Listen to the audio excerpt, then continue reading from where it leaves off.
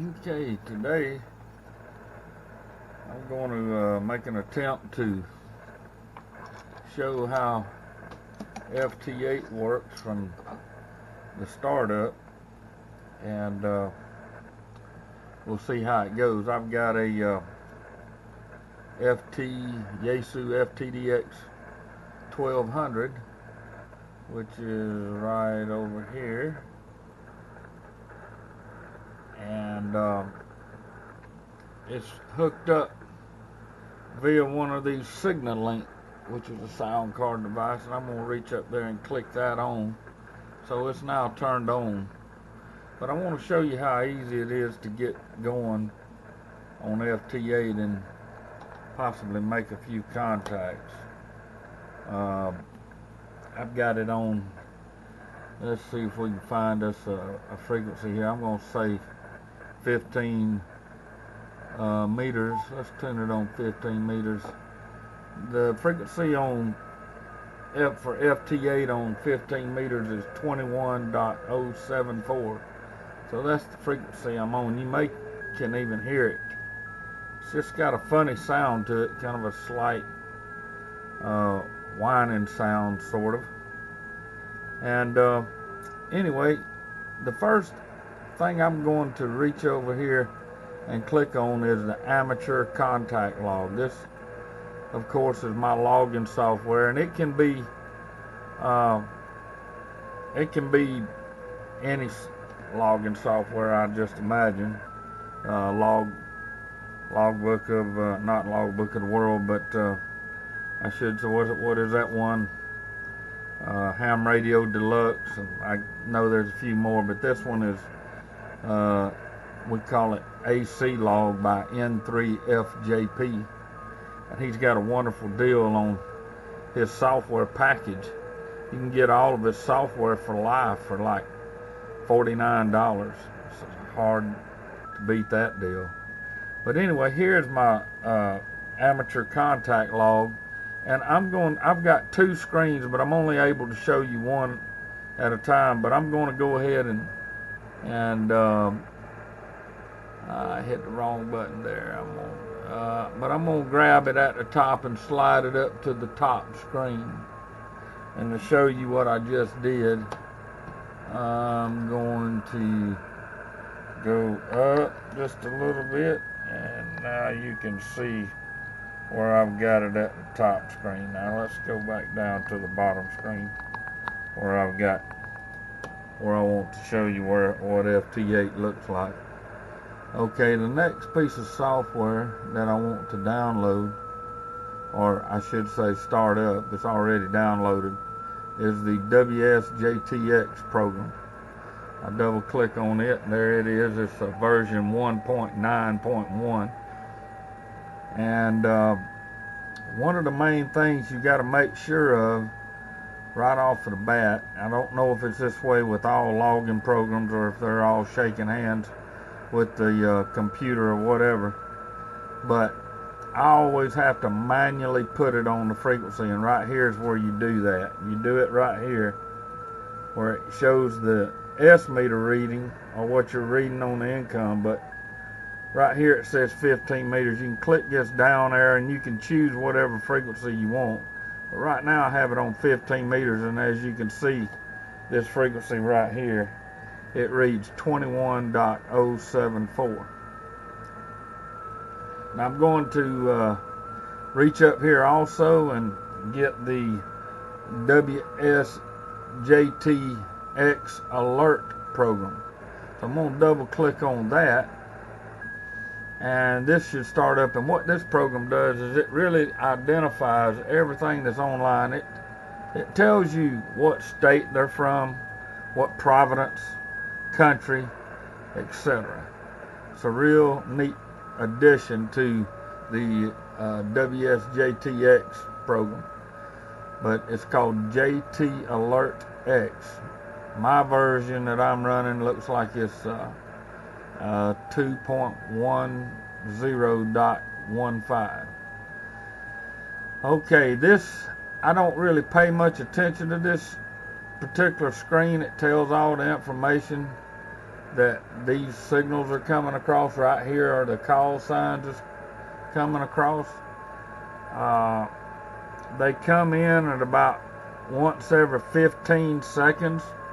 Once every 15 seconds there's a transmission. So what I'm going to do is I'm going to reach down here and I'm just going to click on the bottom and put it behind everything. Now you can see up here at the top, this is where that last transmission, that last 15-minute segment where alright, here's Argentina, and I'm going to click on Argentina, but let's make sure we're keyed up first, and I'm going to go ahead and tune my antenna because it's a full wave loop and I've got ladder line feeding it. So let me turn it to CW, and it just takes that long, just a simple key at about 15 watts and it's all tuned up. It's amazing as to how I've got an MFJ IntelliTuner, and the model of it is MFJ let's see, 993B, which is a 300 watt maximum tuner, but it'll tune anything from 160 meters on up to 30 megahertz, I believe. So let me put the radio back on sideband. Now that's what you want, by the way. You want it in upper sideband, always upper sideband for most of these digital modes. Now I can see I was talking on sideband on phone last night, and I've got the processor on. You do not want the processor on. You want it off. And of course I turn any kind of mic equalizer off also. And then I go back and turn the meter in the ALC position. That way you can monitor just how much audio you've got coming out of the rig and make sure you're not, overdoing anything. So I'm going to key on one of these. Let's see, there's the N0ODK, and I think he's saying 73, so I'm going to click on his call, and now I'm transmitting. It just transmitted a small, probably a 5 or 6 second burst, which probably wasn't enough to get his attention, so probably the next go around it'll key up another 15-minute segment, and hopefully by then, here it goes, it's keying up now. It's sending N0DK, and you can see it right here where it's giving my Echo Mike 81, it's giving my grid square and my call sign. So right over here in this box is showing where I'm sending him. That's my transmit. This is my transmit frequency. When it says TX right there, that's my it's my transmit. So let's see if I can get him. Oh, I'm not going to get much attention out of him unless I increase my power some. So I better get it on up a little bit better than 15 watts. So although FT8 is a amazing mode, and it works, believe it or not, at very, very low power. You don't have to have amplifiers and all this and that to get the job done, but you do have to have a little bit of something. Okay, there he is. Now I'm hooked up to him. It shows red, and I'm sending him his signal, which is R-05. You can see where it says his signal right there is -5. His signal that he's reading me at is -01. So I'm actually reading him a little less than he's reading me. He's reading me a lot stronger. So the next segment, now he's sending me RRR. That's a triple R, meaning Roger, Roger, Roger. Okay, he's saying I got your signal report and everything's good. You'll notice another one that popped up over here that's got all the information confirmed on that QSO. It's telling everything about this contact that was just made. Now I just sent him 73s on that last transmission. You couldn't see it, but you could probably hear it when it keyed up. Okay, now you see he sent me KK4WX N0ODK, and it says 73. So he just sent me 73. Now if you move over here, and I'm going to try to get this, and hopefully you can see it. This is the box I was talking about. Everything, all the information. It has the start of the QSO. It has the end of the QSO. Has the call sign. It has the mode FT8. The band 15 meters. The report was sent -05. And the report that was received was -01. So I actually got a better report than he was giving me, a better report than I was giving him. I was running 75 watts, and this is a message I put on there that they can all read. It automatically sends it to them in their comments box. It says thanks and LOTW, which is of course the Logbook of the World, please. In other words, I appreciate it if they'll download Logbook of the World. Now there's something, when I get ready to log this QSO, all I have to do is reach up here and take my cursor, put it on OK, and click one time OK, and there it goes. It says success, QSO logged. And lo and behold, up here at the top, that's what it did. It's hard to get the camera up that way, but that's what it said. That last one right there is N0 ODK 15 meters. FT8 is the band. So everything got everything was logged down and everything's perfect. Oops. I better figure out how to get this camera situated a little bit better. But anyway, I think you got the message on how that works. Just that simple. It didn't take but just a few seconds. Let's do one more. And by the way, when you see this where these ones are lit up green, that means I have already worked them before. All of these ones that are green highlighted green, the system knows. It's got a logbook that's attached to this, and it automatically knows if I've worked them or not. Now, it may not know if I've worked them today or whatever. If I've worked them today, it'll usually show it up here on this JT alert up here on the top of this up here. But you can see it's got, here's some of the stations that's coming in: Oregon, West Virginia, Mississippi, Argentina. Let's try Argentina and see if we can get a stir out of him. I'm gonna click on his call, and let's see. It's not going to send it this time. It's going to wait to the next 15-minute segment. The next 15-minute segment, it should go ahead and hopefully get us to transmit in Argentina. Let's see here.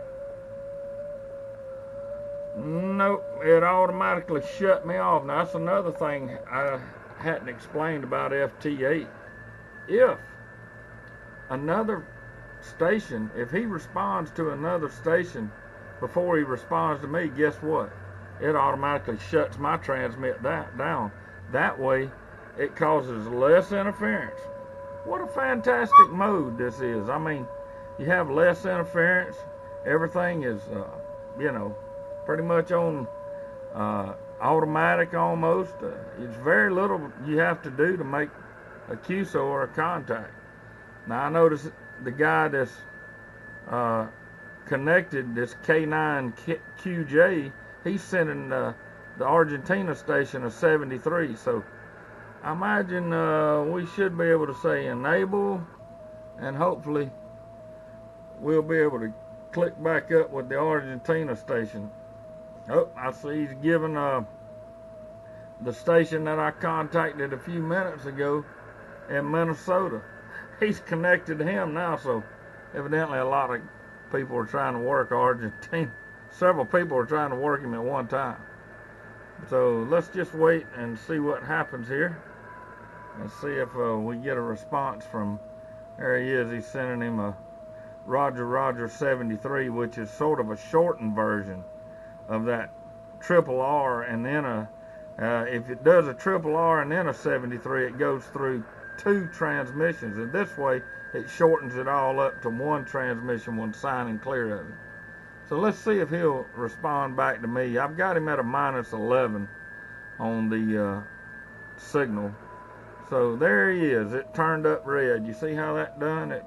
Now he's reading me at a -05. A -05. So again, he's got me better than I've got him.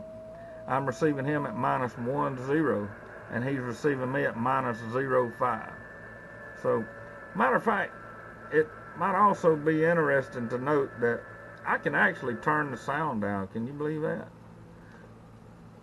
I can turn the sound down and you won't even hear nothing, but yet it's still receiving. Now I do have the monitor on, so you're going to hear a little bit of it when mine's transmitting. So right now mine's transmitting him at 73. And here we go. The window popped up. It's got the information loaded back up on the screen again. Same thing as it had before.